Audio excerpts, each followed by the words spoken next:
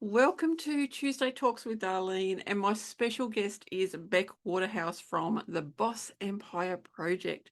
Now, I love talking to Bec, and I've known Bec for a while now. Bec is a no fluff business coach, and she's a mum of two amazing human beings, not beings, and also an autoimmune disease collector. She believes that business is not reserved for those who are well and neurotypical, and we'll talk about neurotypical soon. Once upon a lifetime ago, Bec was a web designer. Working for herself while homeschooling her kids was a lifelong goal, but it taught her one thing: she had to work smarter. Thank goodness. We've got to work smarter. A lot of tips taught by business gurus and coaches weren't going to work for someone with a chronic illness. Yes, totally. It was trial and horror at its finest, making mistakes and taking names. Now, I love how you've talked about the gurus out there because, before we started, we were talking about hustling, and we're also talking about neurotypical and neurodivergent. I've got to say the right way. Mhm. So I'd love for you to talk about, more about you and how you actually got into business.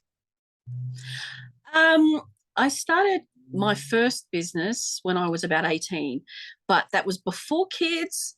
And after kids, I didn't think I was going to work. I didn't want to work, but life happens, Mm. things happen.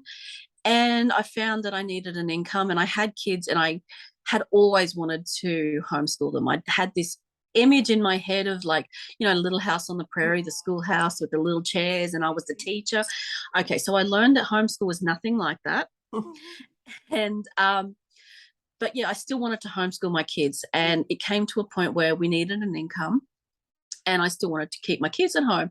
And at the time, this was 100 years before the pandemic. Mm. Nobody was working, nobody was hiring people to work from home. So my options here were, get a regular job, send my kids to a mainstream school, or work out how to start my own business. And Mm. so that's what I did. I started out doing VA work. I was actually doing, more tech stuff. I was doing web design because that was what my background was. I'd been, building websites since I was 18, back when, everybody was on Blogspot. Oh, yeah. And Yes. before WordPress was actually called WordPress and Mm. whatnot. And so I just kind of updated my skills and started, doing VA stuff. But I kind of burnt myself out following all the hustle, hustle, hustle type stuff. And I realized that, I couldn't hustle. I burnt out. And like I've said before, burnout isn't something that you get over on a weekend. It took me a really long time to be able to get back onto the horse and start again. And that's when I realized somehow, I found my confidence. It probably was hiding in the couch cushions somewhere in there. I found my confidence and decided that, I'm not going to keep, I can't think of the word, not going to keep on telling people that I'm a VA while Mm. doing web design work. I'm going to, take on, call myself what I was. I'm going to be a web designer, tell people that I'm a web designer. I'm going to charge appropriately, which is a Mm. huge problem a lot of people have, a lot of women have. Yep. There goes my cat into the garage. Um, and I was going to call myself a web designer, charge appropriately, and do a good job. And Mm. so that's what I was doing. And I'd started to work it all out. I had Animals love being on I'd started to calls put it with all me. into place, getting clients and whatnot. And things were going really, really well. I had already been diagnosed by this stage with Hashimoto's thyroiditis. Mm-hmm. And I was, tired all the time. Also really cold, which was nice in summer though. I have to admit, sometimes I miss being cold in summer. um, but yeah, I realized that when I was so tired all the time, I couldn't do 17-hour days. I couldn't. That was really, breaking me. So I had to work out how to do things better. So Mm. I got, I started to put into place how I could do things better, how I could find new clients, how I could nurture the ones that I had. Mm. And I started to do that, and everything was going really well. I had I had recurring clients. I was earning heaps of money. It Mm. was really, really good. But then I broke a tooth and I got an abscess, and that can trigger rheumatoid arthritis if that runs in your family, and it does in mine. And all of a sudden, I was in so much pain, like literally, I couldn't get up from my lounge and go to the toilet without crying because I was in that much pain. And so I couldn't work. I couldn't type because my fingers were enormous. I literally couldn't do my job. And so I lost the recurring clients because who wants a web designer who can't actually do the job? And it was really kind of emotionally crushing to figure this out, especially as I'm going along. I had this moment where I realized I was actually disabled, and that was really upsetting. It's really upsetting to think I'm 42, I'm not that old, but I have a disability. And especially a disability that so many people associate with being old. Yeah.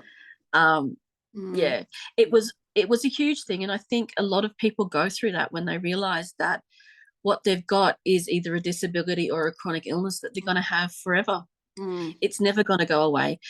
But you can accept, I did accept it. I eventually did accept it. I found some people who were also in the same position. And I think having that support really, really helped. And yeah, then I got my official diagnosis and we started the good medication, and my fingers are no longer sausages. Nice. But then I kind of realized that I didn't want to go back to web design. What I wanted to do was help people that were in the same position as I was, help people that realize that they're not going to be able to work as hard or as full on as people who are healthy, and people who don't have, a mental illness or whatever, to build businesses and to bring in their own income and be independent, because being disabled or having a chronic illness, you're often reliant on a lot of other people. So being independent as a disabled person is a huge thing. And that's what I wanted to do. And so that got me into doing business coaching. Yeah, that's beautiful, because, my followers know that I have a mental illness, or mental illnesses, whatever you want to call them. And like it took me forever, because I left a 30-year career. I didn't know until I did a diploma of counselling that was actually my identity, that I needed to grieve. So all of these things I actually had to learn. And, I was trying to run a business at the same time, lacking energy, because depression, and I talk about it, I was suicidal. Like, I actually had everything. I had the plan, the means, everything. This was when I was suicidal, when I was still nursing. And I had to go through all of that. And then, I left a 30-year career, so I thought I'll start a business. But hang on, I've got to go through that whole year of, because I run on adrenaline. I was an emergency nurse. I was a paramedic. I did all of that. So I'd been running on adrenaline for 30 years. I had to let that go. And at the same time, I had to realize that I had depression, all that. And then running a business, when having all that go through your head and everything, I wish I'd had someone like you to help me. I had to learn all of that myself, and it took forever to learn that. It does. It does, especially when so much of the advice out there is based on, people working a full-time job and coming home and, working almost all night. I can't do that. I couldn't do that when I was young. I can't do it now. Yeah. And I don't want to do it. That's not the kind of No, lifestyle I you want. have to do it. Yeah. I think that's the hard thing, is there's so much out there that says this is what you've got to do. Like, whoever that guy is that says you've got to get up at 5 a.m. and do this and this, like, get lost. Like, I like my sleep. I'm not getting up at 5. If my body wakes No. up, that's different. But I'm not going to set an alarm and get up at 5 a.m. No, it's crazy talk, honestly. Yeah, but there's so much out of it. There's so much of that out there, and it's also, like, I do eventually want to get to 6 and 7 figures. That is my plan, because I've got so much that I want to have scholarships for business women and that. We don't need that. Our goal could be 4 figures a month.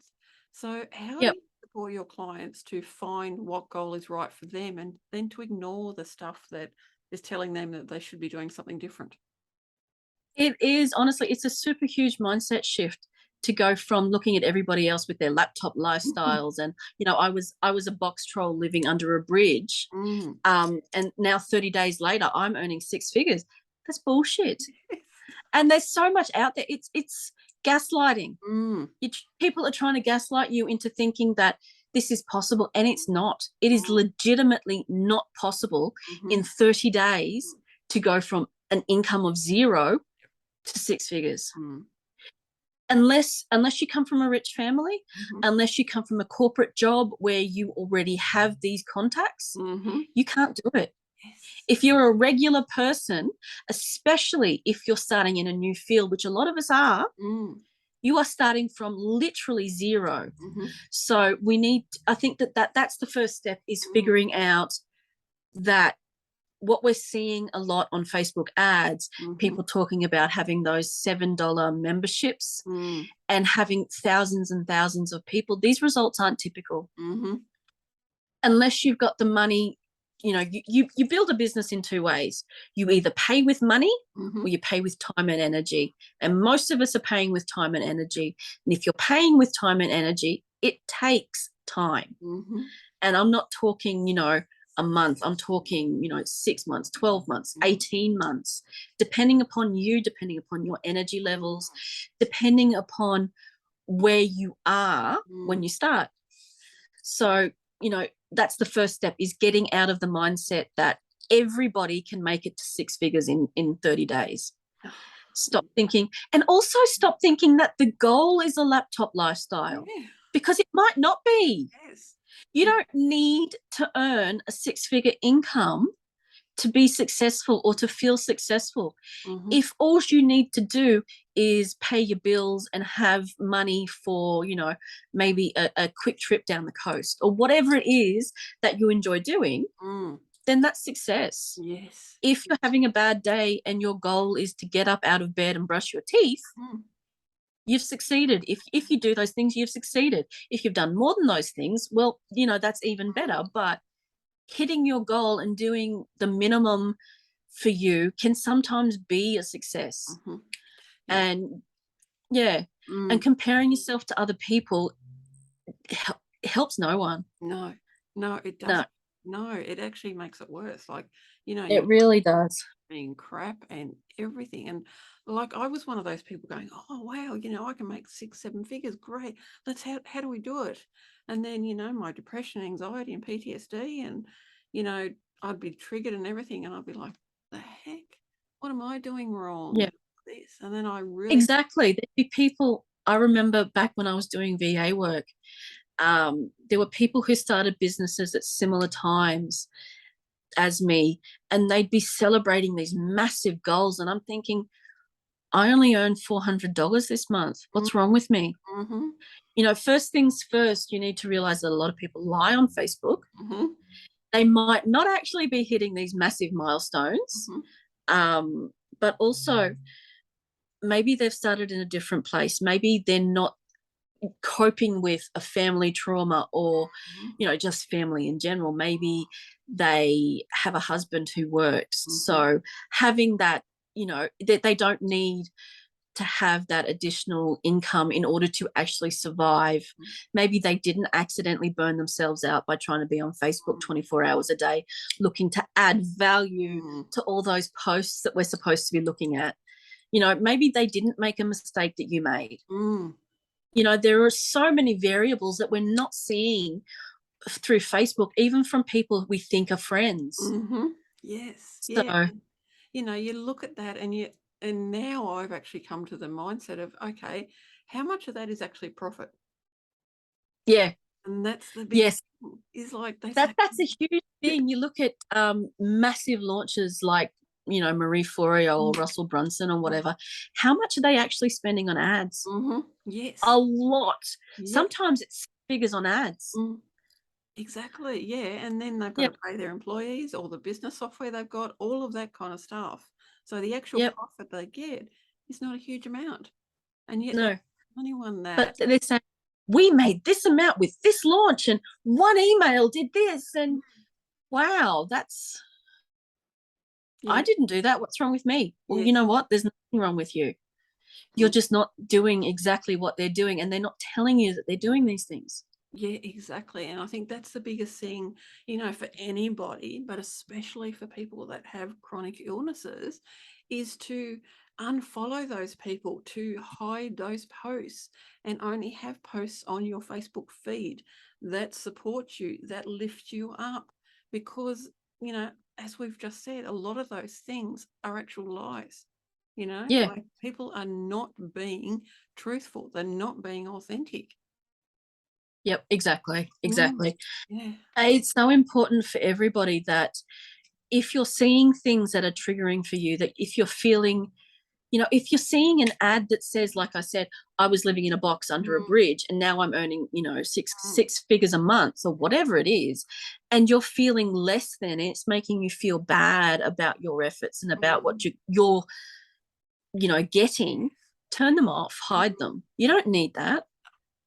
No, Find things, like you said, that uplift you, that give you emotional support, that help you feel energized to mm, continue doing mm. what you need to be doing.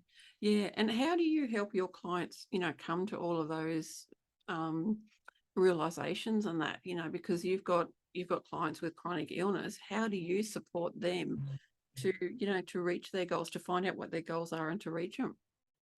We actually do a quarterly planning session. I have a quarterly planning session.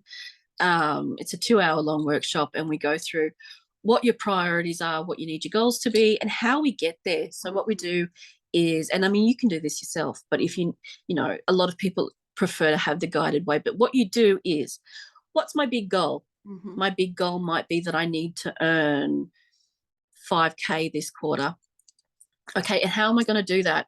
How Mm, many of my offer do I need to sell to get to 5K? mm, Okay, so I need to sell 10, whatever your answer is. You need to sell 5, you need to sell 10, whatever. Let's say it's 5 because that's easy. Um, okay, so what do I need to do to get my offer out in front of enough people that 5 convert?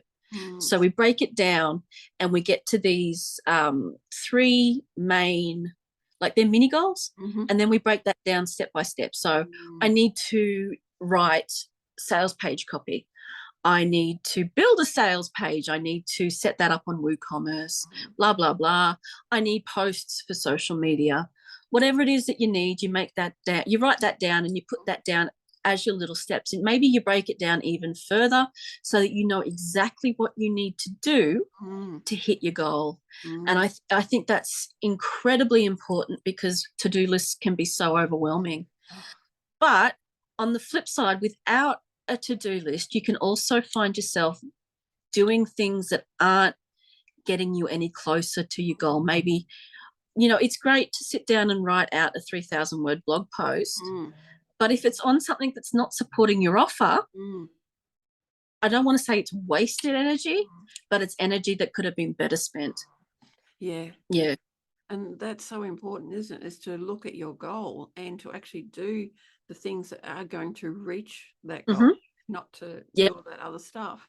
So when you get a client on a call and, they're having a bad moment, how do you support them?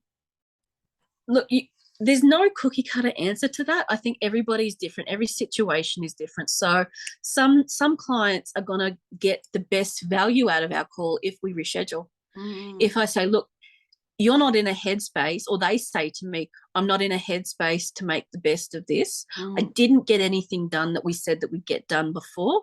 I need a little bit more time, so we'll reschedule. mm, Um, Maybe all what they need to do is they need to spend some time breaking down those goals, and so we can do that. We can sit down and we can break down their goals into their steps or into smaller steps, whatever it is that they need. The other option is something that I really only just thought of recently, like an hour ago, is that maybe what they actually need is for me to sit down and be like compassionately, mm. that word that I've forgotten again, accountable, Yep. compassionate accountability, Mm, and do some Pomodoro sessions. mm, So maybe the best way that we can get the value out of that time is by doing a couple of Pomodoro sessions so they actually get the work done mm. in a supported environment. Yep. Yep. Because, yeah, I don't want people coming to me and we do this session that they're not in the headspace to do. They haven't done the work to get it done, so they're not getting the value, and they've wasted time, they've wasted money, and it's no benefit to me if people are going away like that. And it's absolutely no benefit to somebody else for that to happen. So what I want is for people to be making the most out of it, getting the best out of it, hitting their goals, and feeling awesome about what they've achieved. Yeah, and you can see just by what you said how much you actually support your clients. So they're going to walk away, even if they've had to reschedule the call, they're going to pay and go, wow, Bec has supported me. She has seen me that I'm not in the headspace. I need to do something. I want to go and do that, and then I'm going to come back. It's like, Yeah. it's about. So how do you support yourself to actually, to run your business? You know what? I have to say that since I started coaching, I haven't felt the same kind of energy pull. Like I haven't felt that I felt with web design. I felt like I'd get an email from a client and I get this gut reaction that oh no, that's another thing I have to do. But since I've found what actually makes me happy, and I thought web design made me happy, I was really good at it. Yep. But since I found that I get an email from a client or whatever, and I feel good responding. And I think that really is also key, is finding what you want, and what you're good at might not actually be what you should be doing. Yes. Yes. Mm. Yes. I really want to just underline it. Like if there was words, I'd be underlining that, because, Yeah. do things we're good at. Like I spent 30 years in the healthcare field because I was good at it. Yet Yep. now my business is my passion, and I am so much more alive. I am getting the help. I'm seeing a psychologist. I'm doing all the other things so that my mindset and everything's better. But I'm doing something I am loving. And that makes the difference. As you said, you do feel better. So when you get an email or you get a text or whatever, you're like, oh, cool. Okay, great. What do we do now? It's not like, oh, crumbs, what's going on? What do I need? Yeah. None of that. And it does make a difference. And especially when you have a chronic, illness, to be working in your passion. And I obviously still have really bad days. And I have to listen. It's taken a long time to figure out how to listen to my body and hear what it's saying. Some days I can push through and I can, do the things that need to be done. But other days I can't. And I think what is really, really important to know is there is a minimum amount, and like bare minimum, absolutely bare minimum amount of stuff that I need to do every day to keep my business going. And often all that is spending 5 minutes on Facebook, posting a tip that I've written during my planning session at the end of the week before, or the start of this week, whenever I've done it. And I can turn off my computer, I can have a little sleep, or I can watch Netflix, or we can make a pizza in the kitchen or whatever. And I've done the work for my business. I've done the bare minimum. I've kept myself visible. And then I've walked away, because that's all I needed to do. And that's what you need to figure out. What is the bare minimum I need to do on a day-to-day basis that keeps my business going? And I mean, obviously client work is something that is in addition to that, but maybe not on those really bad days. Maybe client work is something you can put off to tomorrow. Yes, and it's so important that we learn to listen to our body, and that's why that is what what I love teaching, because the more that I listen to my body and the more I listen to my business's energy, the better things are for me. So like a couple of weeks ago, I had a really bad migraine for a couple of days. I was wiped out for the whole week. I couldn't do anything except just what you said, get into a Facebook group and do that one post, and then I was done. And that meant that even though I was still wiped out, I still got something done. And it's also important to realize that even on the days where you don't do anything, you're not failing. It's not a failure to have to look after yourself, or put yourself before your business, or put yourself before even your kids.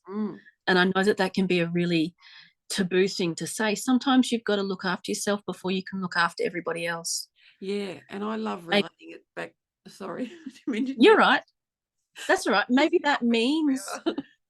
all you get to do is get up and brush your Mm. teeth. Yes, yeah. Maybe that's it. Yep, I've had days like that where that's it. And thankfully, because I'm learning how to do better prepping, with my food and that, so I've got food in the freezer and all of that, then even if, that's all I can do, then now because of my mindset, it is better. I don't feel like a failure. In the past, I did. I felt like a failure. That whole week of not really doing anything, I would have berated myself like crazy. Yep. Now I What's wrong with me? Why didn't I do this? Other people are doing it. yes, yes. Well, you know what? A lot of what other people are doing is punishing themselves for having an illness. You Mm, can't control a migraine. yes. You can't control being the type of person who does get migraines, Mm, because not everybody does. mm, You don't need to punish yourself by, staring at a computer screen, which is going to make it so much worse mm, to get your work done. And it's not yes. going to be your best work anyway. Yeah, exactly. Yeah, exactly. Yeah.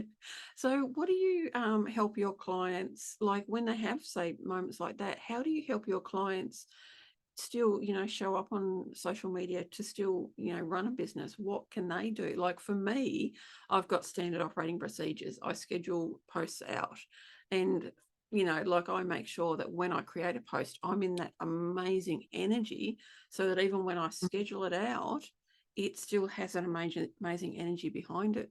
How do you, help your clients come to an understanding of what they need to do? That is, again, really like a business to business thing. Mm, Some people have got their own groups, and you can schedule posts in advance, or you can use something like Social Bee or Recur Post that will recycle your content, which is mm, really amazingly awesome. yeah. But if you're trying to post to other people's groups, unfortunately, that because Mm, spammers be spamming, yeah. you can't schedule posts to other people's groups. So they need to, my clients, like, we need to talk about, how do you know what you need to do? Mm, How do you know what you can do? mm, And maybe what you can do is use something like Google Sheets or Google Docs to have a library of content that you can just cut and paste. mm, Um, some people use Trello for that too, which is really good. mm, But what you need is something that's cloud based, that you don't have to be in front of your computer, that you mm, can just do it from your phone. yes. If you're having a migraine, you can, copy and paste from your phone, post to social media, roll over and go to sleep. Yep. You know, Yeah. that's what you need to do, is put into place systems. Mm, And it's systems isn't like a big fan, it is a fancy word, but they don't need to be fancy to be done. They can just be a Google Doc. mm-hmm. That can be your system. Yes. um, and you've got your content there, and you're ready to go. Mm, It doesn't take a lot of extra energy. mm. Yeah, and I love how you say that there's no cookie cutter system, because I've Mm, seen so many coaches go, this is what I do, this is how I do it, that's it. And it's like, hang on, yeah. that doesn't work for me. Like, there's been a program I've been in, and I've realized, because I'm really creative, that system doesn't work for me. Mm. I've I had to also find, figure out. sorry. No, you're right. I was just thinking of niching. Like, there's so many people that go, you've got to niche this way. And it's like, but that doesn't work for me. Well, too bad. Yeah. And it's like, but it doesn't work for me. Too bad. Yeah. Oh, for goodness sake. um, I could forget what I was saying. Yeah, I think niching can be really powerful. Mm, Um, because I have a really specific niche that I work with, and a mm-hmm, group of people that I work with, it can be really, really powerful. But mm, you know what? It doesn't work for everybody. mm-hmm, Um, it's like planning. I say this because neurotypical people, that mm, is people with, things like autism or ADHD, often, especially with the ADHD people, they like to follow the dopamine. They like to find something that they're really passionate about and mm, do it. And that's the same with me. If I was to plan out my quarter so that I didn't have any time or energy to do everything, because everything is so tightly mm, planned, at the start of the year, I put out a colouring in book. I wouldn't have been able to do that because I didn't have the time. I need to plan in this extra space and time to do those extra things that I enjoy doing because, you know, I enjoy doing it. Drawing that colouring in book gave me energy to do other stuff. Um, and so, yeah, you need to work out what works for you. And if having space in your schedule gives you time to do the things that you enjoy, then that's what you need to do. Or it gives you time and space to you know, to find something else, to follow the dopamine, to do something that you're actually into right now that maybe you won't be into in 6 months, then that's what you need to do. Yeah, and that's so important. Like it, yeah, that's just so important what you just said. Like, it is. It's really important that we do that, and the time and space. That is something that I am so adamant about. It's like, and the space thing I really learnt when I did the diploma of counselling. So I'd be the client, my colleague would be counselling, and then there would be silence. And we had to be comfortable in the silence. And for me, I've really learned that when I get beautiful downloads, because I channel information, I need to stop and I need that information to sink in and I need it to you know, just be there until I then figure out what I'm going to do with it. And it's the same thing in our business. We need space to integrate what we're doing. Might have put a post out and it mightn't have got any comments or anything at all. Well, we need the space to go, okay, so why didn't it?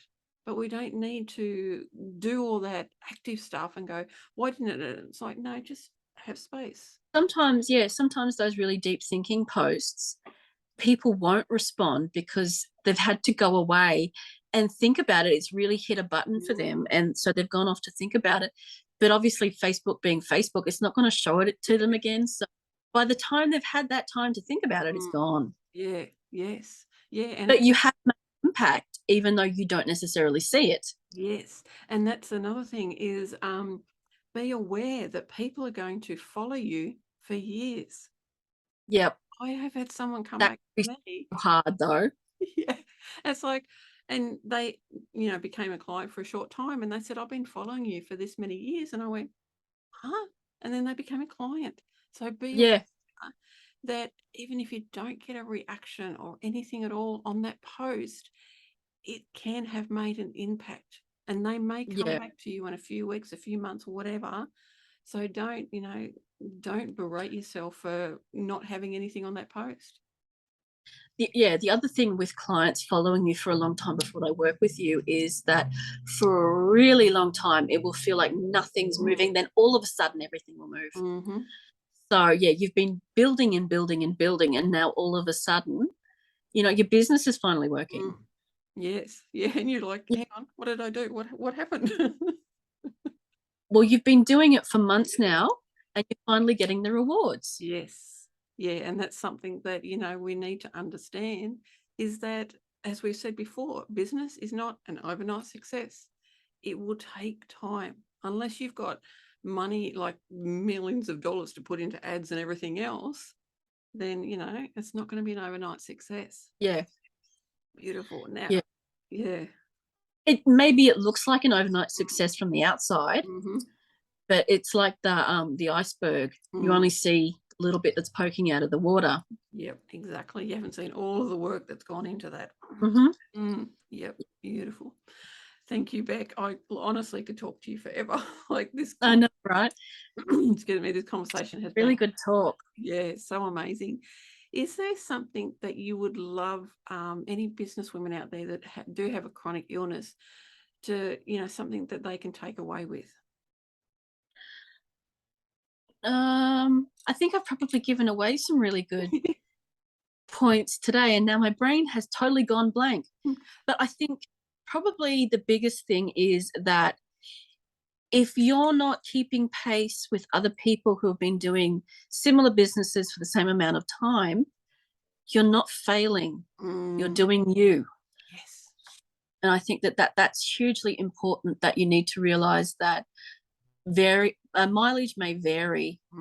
You might get different results from doing the same stuff, and that's okay. And also, don't give up. don't give up. It's so easy to feel like, okay, I'm not hitting the same milestones as somebody else. Mm, I have to give up. mm, And yeah, I get that there's reality, that there are bills to pay, kids to feed, clothes to buy, whatever it is you need. But if you can, keep going. mm, Don't give up because you feel like a failure, because you're probably not. You're probably just putting in the work. mm. Beautiful. Thank you. So everyone, please stop the recording for a sec, go back and listen to what Bex just said and write that down. There is, there's no failure, just take your beautiful time. Mm, Beautiful. yeah. Thank you so much, Bec. And also in the description, I've actually got where you can find Bec. So please go and follow her. Go and, stalk her. Like, not, I'm apparently funny. I hear that I'm funny. I know people say that about me for some reason. It's like, I know, and I you're don't think funny. I'm funny. Apparently, I have a very dry sense of humor. So yeah, if you like dry senses of humor, then there you go. Awesome, beautiful. And yeah, as I said in the description, you'll find everything about Bec. You'll be able to know where she is. Beautiful. Thank you Thank you so again. much for having me. This has Oh, been great. you're welcome. Thank you. And don't forget, followers, to hit that subscribe button and go and follow Bec.